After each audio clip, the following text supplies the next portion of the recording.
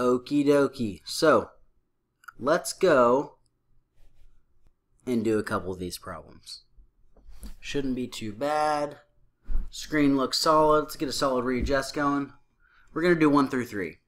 Unless I get on a roll, but I don't plan on getting on a roll. Okay, so number 1. The momentum of an object depends upon the object's blank. So we got to pick 2 quantities.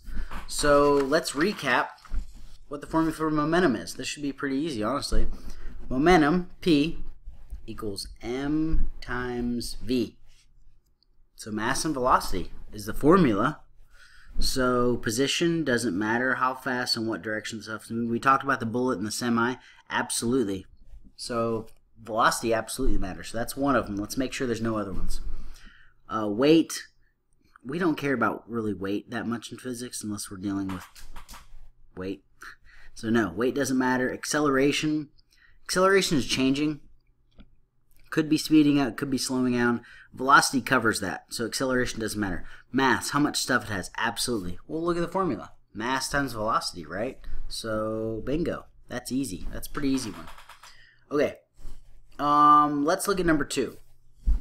Momentum is a scalar or vector quantity. We know that a scalar quantity is just a magnitude. That just means like, it's just a straight up number. Whereas a vector is a number with a direction. When we're dealing with magnitude, that's like, when we're dealing with momentum, that's like something that builds up and builds up. So direction matters with momentum. Absolutely. Direction matters. So in this case, it is a vector. Okay? Bam. Vector. Okay, so let's look at this one.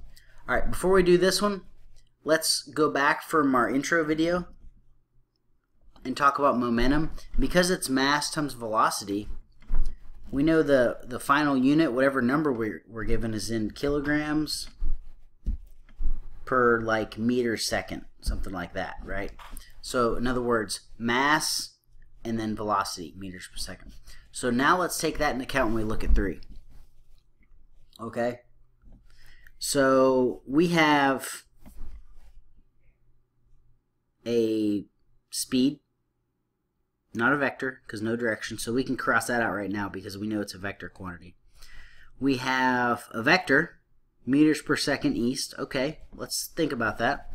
We have a vector with kilograms. We have this kilograms per meter per second squared down. So it's kind of a vector, but notice that's meters per second squared. That means acceleration. So C is out, right? Because that's an acceleration. Nope, no good. And then we have 23 kilometers per meter second. So again, that is a scalar. That's just a magnitude because there's no direction. So the only ones that we're looking for is B and C, because it's in the right units. It's kilograms per meter second. It has a direction because we know it's a vector, and that's everything we need. And again, we know it's not C because it's meter per second squared. That's acceleration. Well, we know it's not an acceleration. Doesn't work with our formula, right? Okay, so those are the first 3. Hopefully that helps you out.